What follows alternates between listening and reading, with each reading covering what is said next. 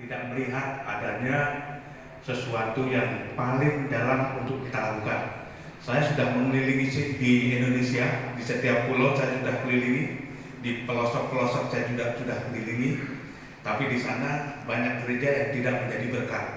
Nah, karena itu jangan sampai terjadi pada kita, apalagi kita di anggota DPC Sidoarjo, dan saya sendiri juga orang DPD Asosiasi Pendeta Indonesia. Yakin, saya orang DPD, tapi saya mau bagikan ini supaya dalam gereja-gereja kita tidak menjadi buta untuk masalah misi, ya saudara, mencari jiwa dan menolong sesama.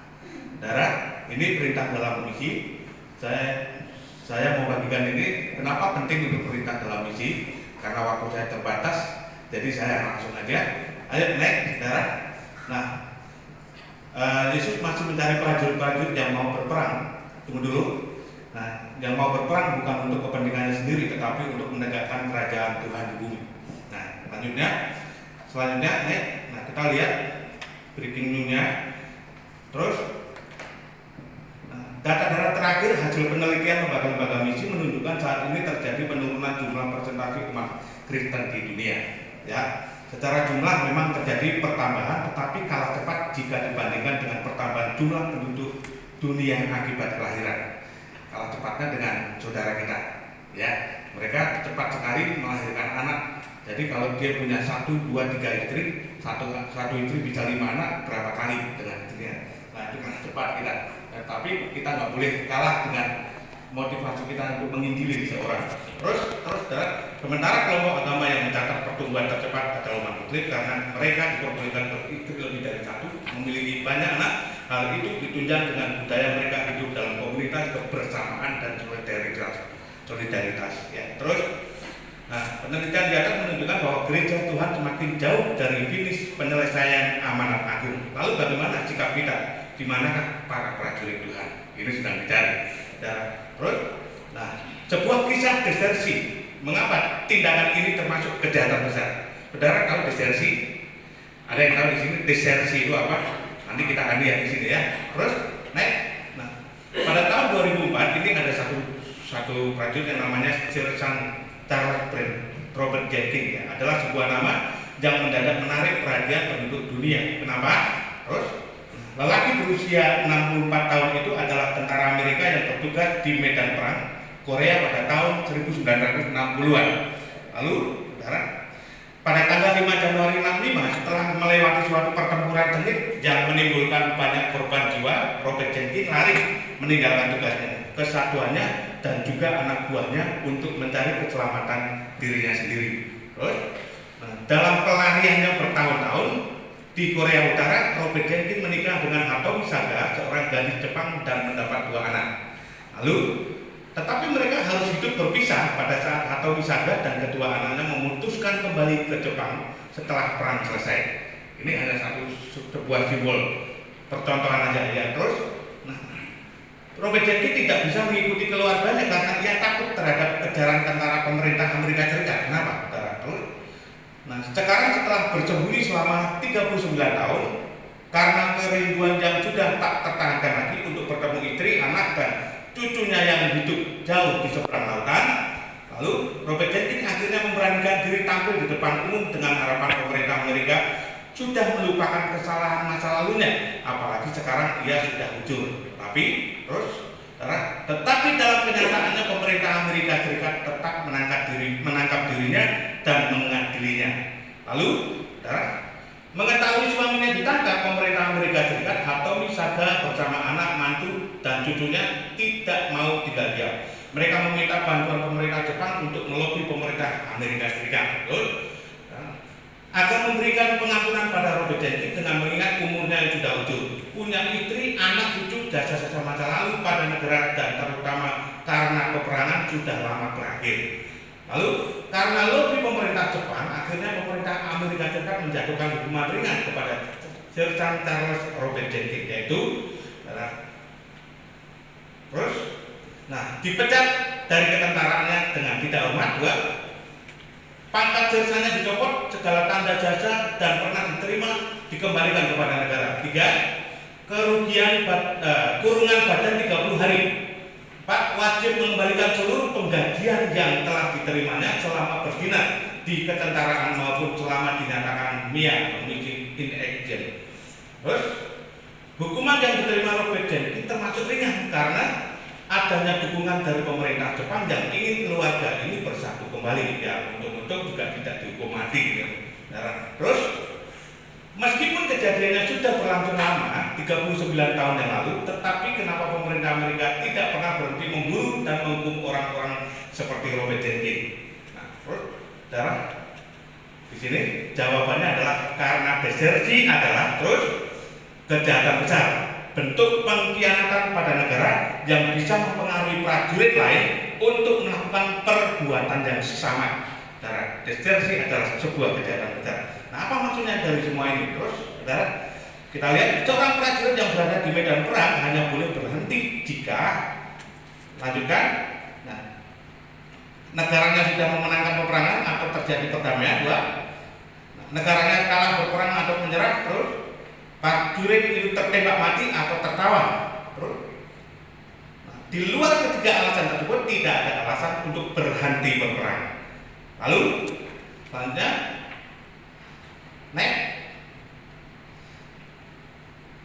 Kelihatannya dalam kerajaan surga saat ini juga terjadi banyak desersi, saudara. Ini yang akan kita mau jelaskan, saudara. Lalu kita lihat di sini dari jumlah penduduk dunia, saudara. Data mencatat bahwa di warna kuning itu adalah agama Kristen, di warna hijau itu adalah non-Kristen, lalu di warna merah itu adalah yang belum terjangkau. Komposisi penduduk dunia saat ini bisa dibagi dalam 3 kelompok.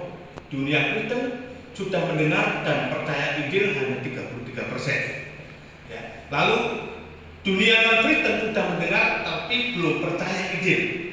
Ya, itu ada 43%. Dan dunia yang belum terjangkau itu perlu mendengar Injil, yang membutuhkan saudara untuk memberitakan Injil ke setiap orang yang belum percaya, itu 24%, saudara. Terus, nah sekarang kita berbicara tentang dana gereja, saudara. Ini mohon maaf, bukan ini yang saya sebut bukan gereja yang ada di Indonesia, ini gereja yang ada di dunia di sana, ya saudara, tidak hanya di Indonesia. Nah, dana gereja per tahun itu bisa terkumpul 157 miliar dolar. Itu laporan dari setiap sinode di gereja dunia, saudara. Nah, dari uang sekian banyak, saudara, untuk menjangkau jiwa-jiwa, mereka ulurkan lebih sedikit dari kepentingan pribadinya. Nah, saudara, bahkan kalau kita melihat banyak penginjil-penginjil itu bodoh sendiri, saudara. Walaupun dia bukan gembala, tapi dia bodoh sendiri. Dia pakai modal sendiri, dia jadi pengusaha, uangnya dicalonkan semua, saudara, dan segalanya. Kita lihat di sini, saudara.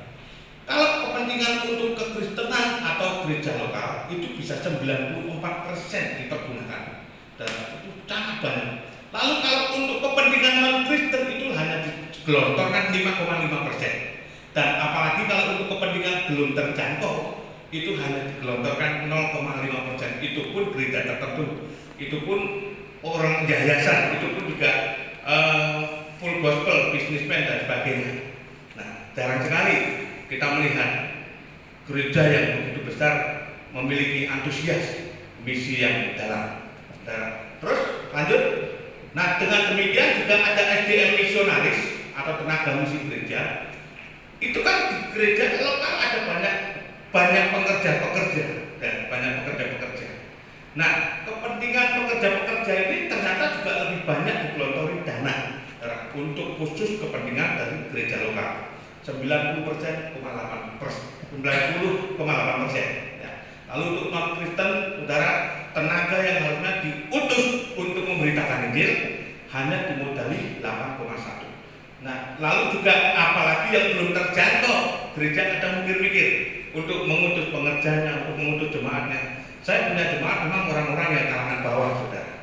Tapi saya mendidik mereka untuk keluar dari gereja saya. Tujuannya supaya mereka buka pos di mana-mana, sehingga kita banyak pos-posnya. Saya nggak peduli dengan kehidupan gereja lokal saya, tapi saya utus mereka. Walaupun mereka kita punya berkat, kita kasih mereka, utus. Lalu buka di kos-kosan pun nggak peduli, buka di kos-kosan, buka di kontrakan, buka di jalan, mereka buka. Nah, saudara, ini yang belum terjadi juga seperti ini. Lalu juga ada di penduduk dunia dalam dunia ini pengguna pelayanan tentang media, ya, PI, TV, radio, dan dalam per tahun itu kita lihat dalam 3 miliar dipergunakan dolar.